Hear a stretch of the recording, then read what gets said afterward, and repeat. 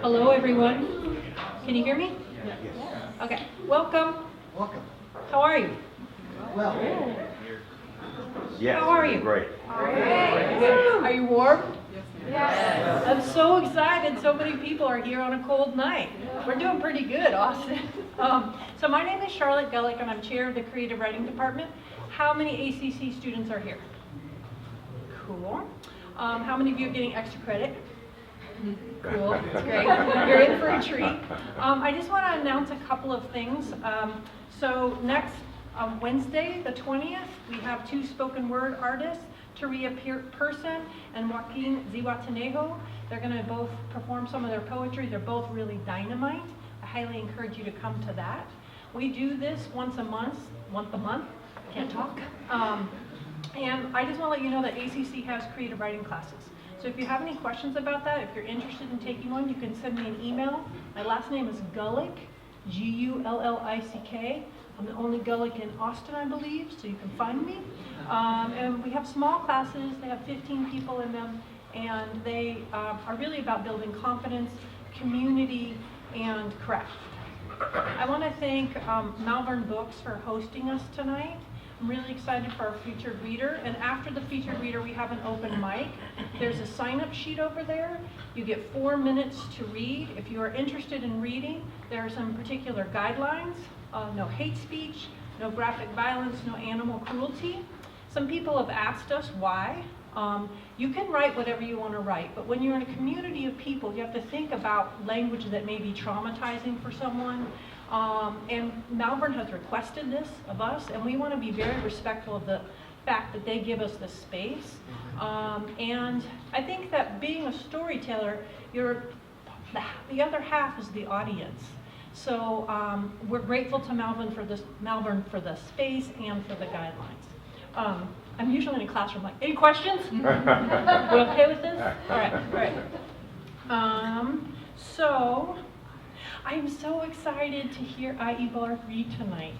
I met her this summer at the Writers League of Texas Agents and Editors Conference, and we had a great conversation, and I feel like we're super lucky to get to hear her perspective. So here's a bit of information about her. Ehigbor Shultz is a multi-ethnic, multilingual writer currently based in Austin. She writes African mythology-based YA epic fantasy, YA and adult contemporary fiction, thriller mysteries, and heartfelt poetry. She writes for all the unseen, marginalized girls and women who grew up seeing too much of the world's pain and receiving its burdens.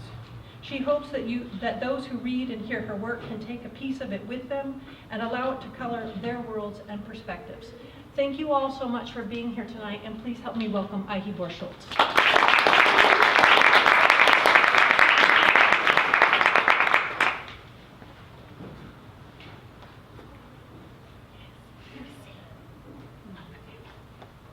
Hello. Oh God, my voice.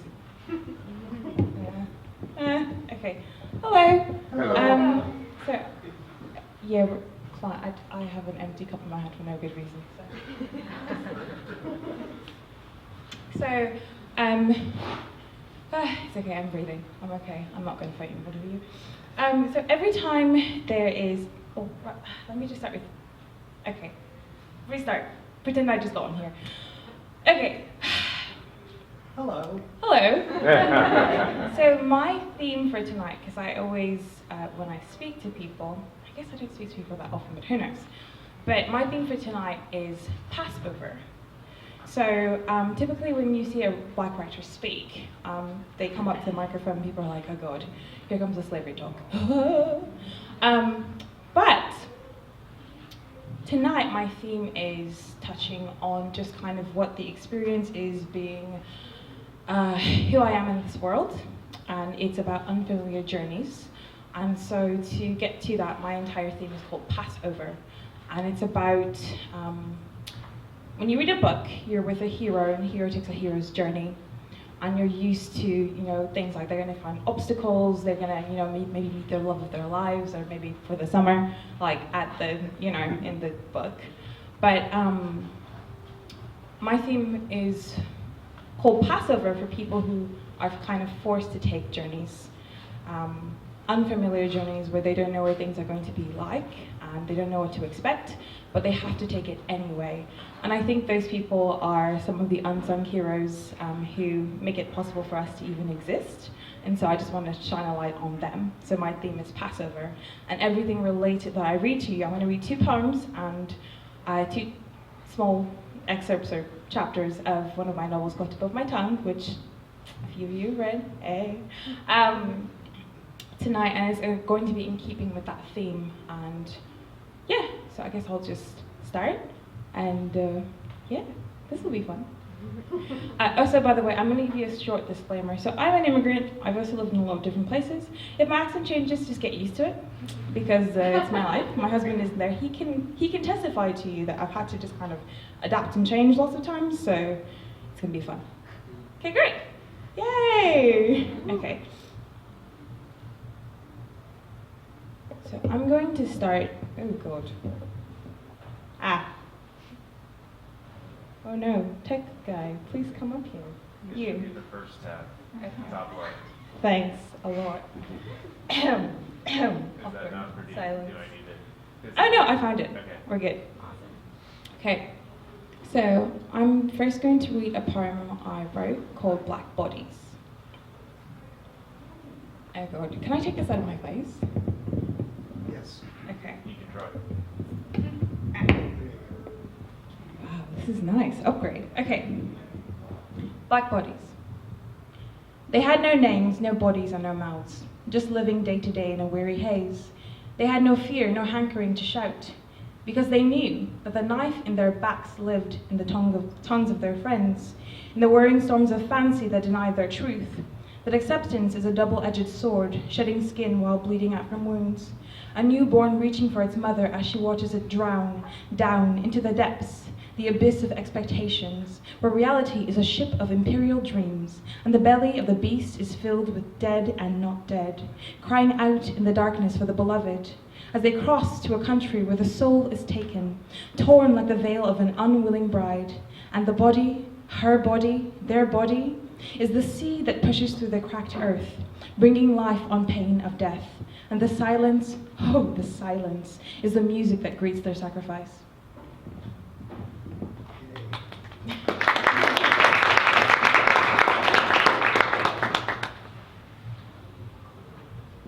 Okay, so being an immigrant, things that people don't know, because, I mean, I don't know how many friends you have who are immigrants, maybe you are one yourself. But everybody assumes that immigration is that you just pack up, go to a new country, and then boom, you're there, everything's amazing, cool new food, new friends, everything's just, you know, real quick. But it's not actually like that. And sometimes people don't think about the fact that sometimes people don't have a choice about immigrating. It's not like, oh, I just want to go live in Russia for a few years. You know, it's actually like, I'm in a situation where literally if we stay here, we might die. So we should, you know, go somewhere else and maybe try our luck. And I guess the best we could go is Russia. So let's just go there, you know. So I'm going to read from a novel I wrote last year titled Tip of My Tongue. And in short, it's the story of a young Nigerian woman and her Korean best friend. They're both immigrants. But it's a story of what it's like for them, what it's like to be women immigrating to America, what their new reality is, and kind of the things, they're on an unfamiliar journey, right? And they try to survive it together. And I'm not going to spoil it for you because I've been told that I spoil stories. So I'm just going to read an excerpt from chapter 2 of it and then chapter 3 of it. And, you know, if you miss anything I say, please just wave really wildly so I can stop speaking so quickly. Okay, great. So, I'm just going to give you the short prologue. Chapter 1. My best days always began with the silhouette of my head, with my hair piled on top, resembled the shape of Nigeria.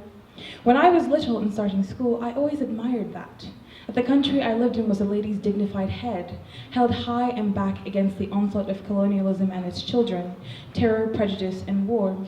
In those days, I saw myself as a reflection of the country that birthed me, and I was sure, especially being dark like my mom and not taking after the fairness of my dad, that the roots of my being were firmly planted in that fertile soil. I was no stranger.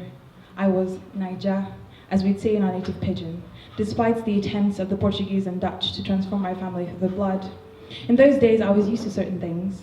My dad traveling all the time, the Enid Blyton books my mom stored up for me, and the looks of admiration when my teachers saw that they had a little genius on their hands. I was smart, in a quiet, unassuming way that caught people by surprise, even though they could see the bright awareness that shone from my eyes from the moment I was born. Geniuses were meant to be unstable and rambunctious, and best of all, male. They did not come in tiny packages of a barely 5-pound baby that grew into a small child with 2 big eyes, unruly hair and little hands. They especially did not come in little girls who asked big questions and managed themselves a lot better than adults could. I would grow out of it, they said. I was merely advanced for my age, even though my peers in class were 2 to 3 years older. By 13, I'd be average, and they were right, but not in the way they thought. They could not know that the pronouncements they made on me were a prophecy of things to come, that taking the girl from the country where she is and putting her in a place where she both is not and she can never be, would reduce her to the average of struggling to survive. To see herself in an equation where the mean is expected mediocrity and the underlying function is intrinsic discrimination. The girl did not stop being a genius or age out of being remarkably intelligent. Instead, she retreated into herself and fought the monster that is the feeling of being a stranger in a strange land.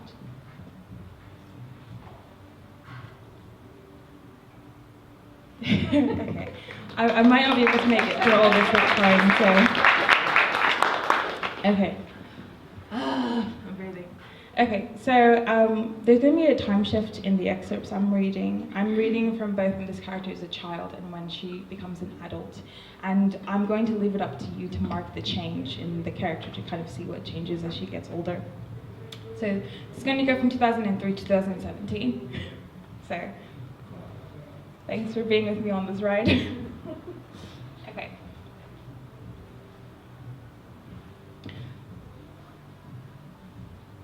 I don't like it, I say, pulling at the curtain of my hair dripping over my eyes. You don't have to like it, Mommy answers. I didn't have time to look for someone to braid it for you. I fold my copy of Over Twist to my chest and bounce over to where she's sitting. Her head is bent over Ayo's gurgling face, and her hands move mechanically, pushing mounds of brown custard into his mouth. I stand in front of her and lean my head forward. See, it's ugly, and my head is still paining me too. Those slender fingers keep with their work, like a crane trying to fill a wide pit. I skip closer, dropping my head near to her lap, side by side with Ayo. See? I ask. Suddenly, her eyes flash onto me, like a searchlight cutting into darkness. I feel the saliva dry in my throat, and before I can think, I snatch my head back from her lap and pull my knees to my chest. Those eyes are still on me, but the light hits them now, and I catch a glimpse of myself in those brown pools. My thick and coily hair is limp and flat, like the fufu in my mother's mortar. And now, without the crown of my hair, I am small and knotted, a sapling without the shade of leaves under the blistering heat sun of my mother's gaze.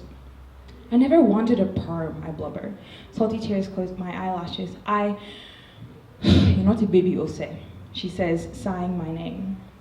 It is funny how long of an echo my short name can give. The sound pierces through my ears and buries itself in my chest, screaming all the while, stop, behave, don't disappoint. My ears are hot, but I bite my lip and nod. I know, Mommy.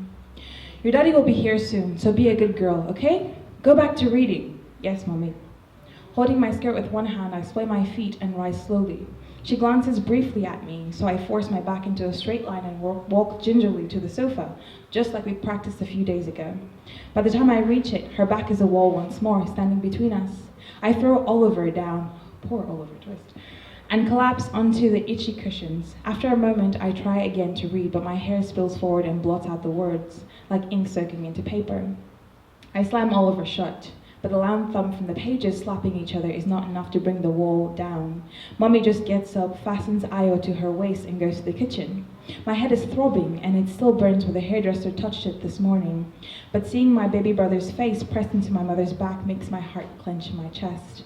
I know, in that moment, what caused me to fall. But like Humpty Dumpty, no one is there to put me together again.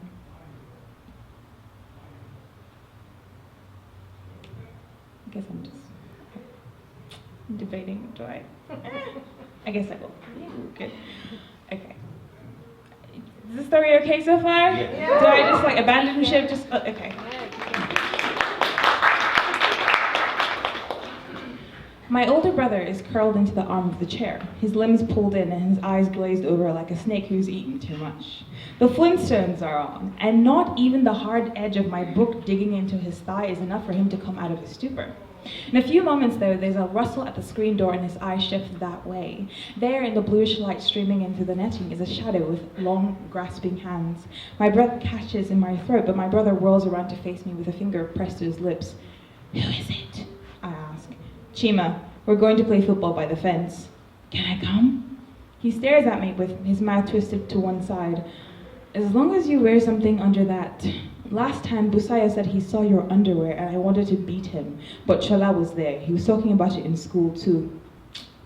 I tuck my tongue behind my teeth and hiss, then check over my shoulder reflexively before saying, "That Mumu, he's only doing that because I scored the winning goal against him. Don't worry, he will see the other color of my eye today. Let me go and change." I crawl under the dining table in the corner of the room and feel for the bulge protruding from its underside.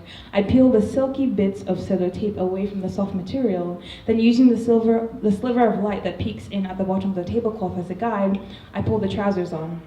"Are you done? We need to go now," my brother says. "I'm ready," I answer, crawling back out. He smiles when he sees me.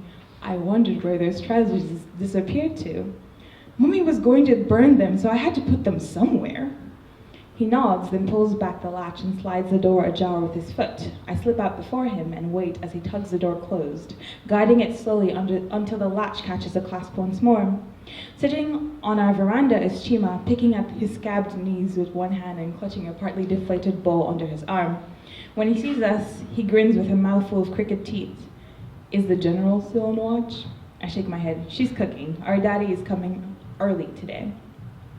Chima leaps up and grabs my arm. "Tunde, your sister is on my team today. Busaya is our goalkeeper, so it's only fair." My brother laughs so much that his shoulders shake and he has to catch his breath before speaking. "You'll need her," he says. "She can score as many goals as Busaya gives up. I can't wait to hear what he has to say today. That boy is a real mumu." Cool.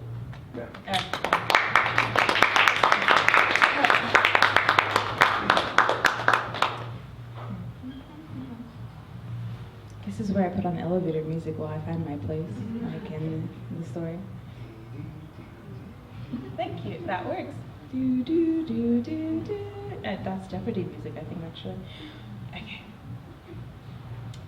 We run down the street to the wrought iron gate at the end of the compound. The boys are already wrestling each other. With their dusty legs, swollen bodies, and large heads, they resemble a bunch of pigs rolling around in the dirt. Tunde tosses the ball at them and they scatter like bowling pins. Soon, we are in two groups set up on the asphalt, jostling for control of the ball. I push past Shola, Busaya's older brother, and feint at one side before knocking the ball between two stones that serve as goalposts. When the sky opens her mouth and gives birth to tinkling drops. The boys let out a collective groan and run for the closest veranda, but I stand there, glorying in the feeling of water dancing on my skin. "Look at you, acting like mommy water. Are you waiting to drown us?" Busaya screams. But I keep my face turned away and skip in the puddle that has formed near my feet, squishing mud between my bare toes. "Shut up. How do you know what mommy water is like? Do you consult with evil spirits?" Tunde yells back. "She's not normal. Just look at her," Busaya says. I clutch a handful of mud and spill it quickly, holding it high above my head, but the damage is already done. Tunde elbows Busaya in the ribs and stands up, eyes thundering with anger. "Then don't play with us anymore since we're not normal," he says. Then he stalks over to me, takes my muddied hand and pulls me up the street. It is well known to my family that I love the rain, and its spatter is a drumbeat that matches the frequency of my heart. But now we walk in silence and I can no longer hear the soft symphony of those drops. "Don't listen to that bloody idiot. He's angry because you're better than him at everything," Tunde says, squeezing my hand. Brother points, "Let's go." I lower my head. Oh. And follow him onto our veranda. We are scraping our feet against the prickly welcome mats, trying to erase all traces of our disobedience when the door swings open. My father looms in the doorway, smiling down at us. Tunde raises his hands immediately. "Daddy, we were just..." My father pats his back and ushers us inside. "It's okay. Go and change before your mother sees you. Hurry up, I have an announcement to make." We run for the bathroom, stripping off our wet things and wadding them into balls before plunging them in the pink bucket that sits in the bathtub. but I drag the bucket over to the black drum in the corner. I know the drill. Using the small blue cup, I fill the bucket with water from the drum, then drop a bar of soap on top of the clothes and swirl the mixture around with my fist. Ose, Tunde, Ade, come here, Daddy calls. I rinse my hands and race for the bedroom, catapulting myself at the closet. With speed so fast I surprise myself, I yank another dress off the hanger and change. The red one with flowers, Mommy's favorite. When I return to the sitting room, I am presentable again, at least enough for Mommy to be satisfied. My father, bouncing around like an excited child, calls out again, Fumi, please come here and bring Ayo. I have something to say to you all. Bear with me, we're almost through.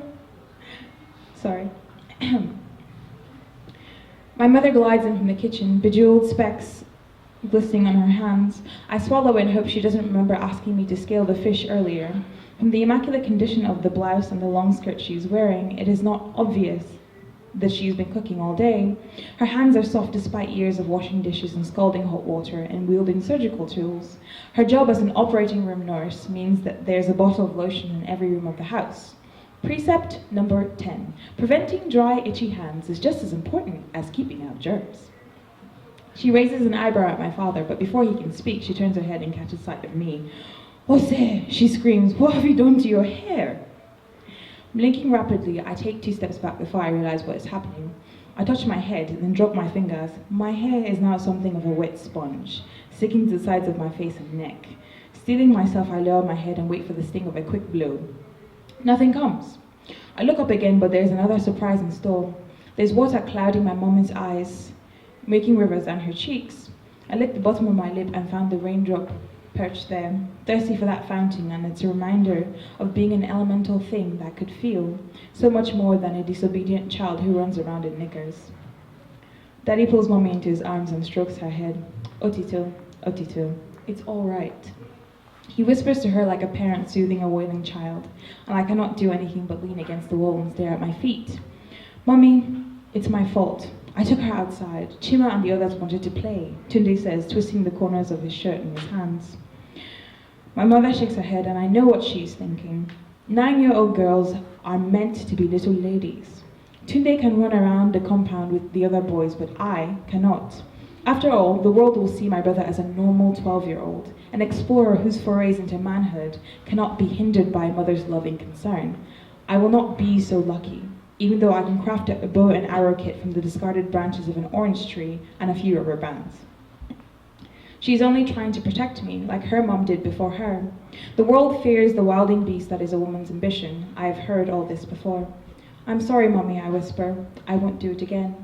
She lifts her head from Daddy's neck. Ose, you can't. We've been over this. I don't have enough time to run after you. You're a big girl. You're going to be a woman soon. I know, I say softly. I know. I'll behave. And I mean it. My mother does not shut me in a cocoon and seal up the cracks the way some of my friends' mothers do with them.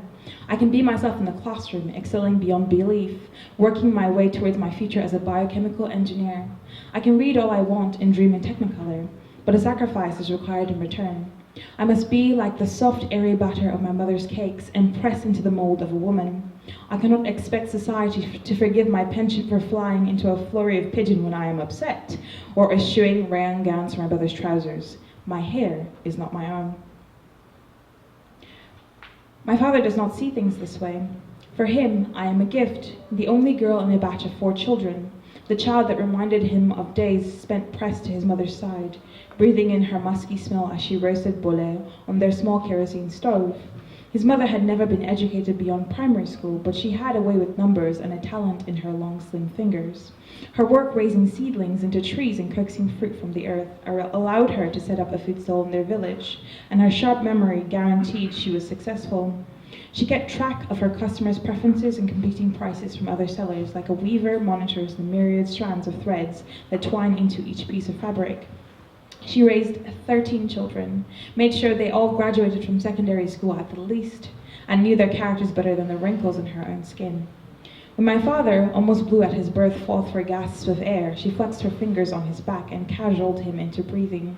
When his chest grew tight as the seasons changed, and the shadow of his illness sought to swallow him up, she lathered his body in peppermint oil and sang into the night as he slept, watching over him like an avenging angel, bent on sending the emissary of death back. I was born with her eyes, and for this reason, my father named me Osereme, the gift God has given me, a boy's name. When my grandmother heard this declaration and watched him inscribe those neat letters on the birth certificate, she cried and gave me a name of her own, Odianosen, it is well. For Naija, names are a blessing upon a child, a predictor of the future and a weapon that can challenge the balance of fate, long before its vessel can form words. In my name, my father expressed his thanks and marked me with the character he hoped I would portray, a wellspring of continual joy, a river in the midst of a cracked desert. He did not care if the association was masculine. I would be as I was meant to be. My grandmother was reminded of the old ways, of the strength a name carried before the British came and all the children began to be called Mary, Victoria, Peter, and George. The name was great and decidedly masculine, so she would give me a promise to take along with it, a pearl hidden in the feminine cloister of a hard shell. Odianosen, it is well. You will live up to this name. They will not keep you from greatness. Okay. Beautiful.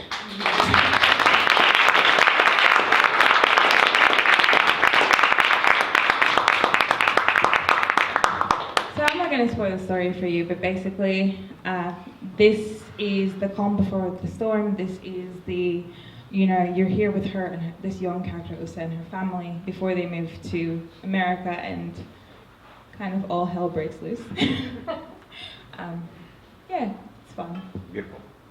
So I am going to read a poem to close, and then you can breathe because you just survived this reading. So you need like badges or I don't know, just something like that.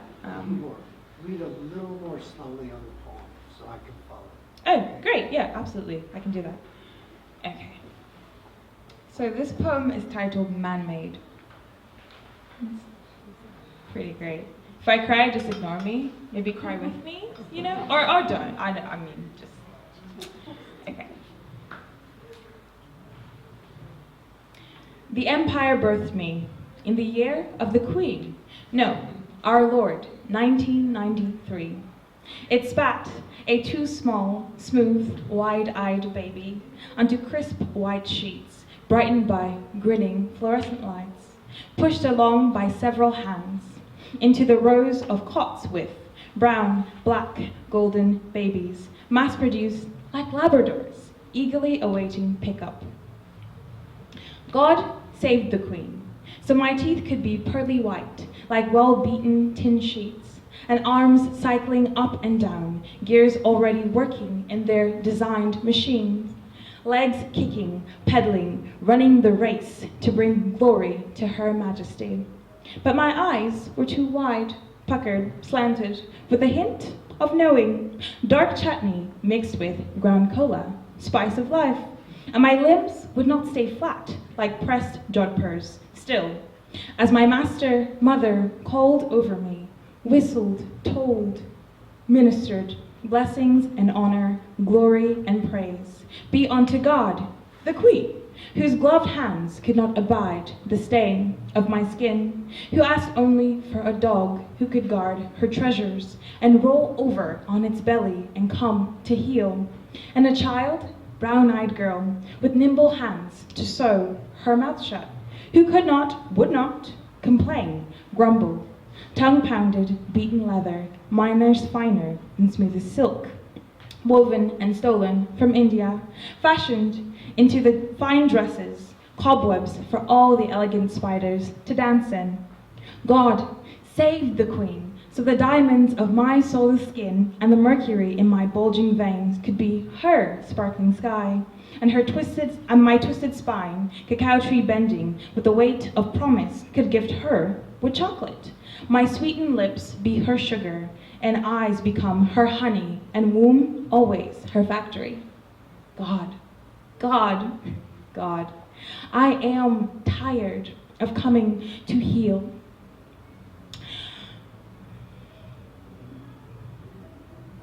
But my mother beckons, whistles, tells me, without my body, small fingers, toddlings, she will break into a million grey, charred pieces.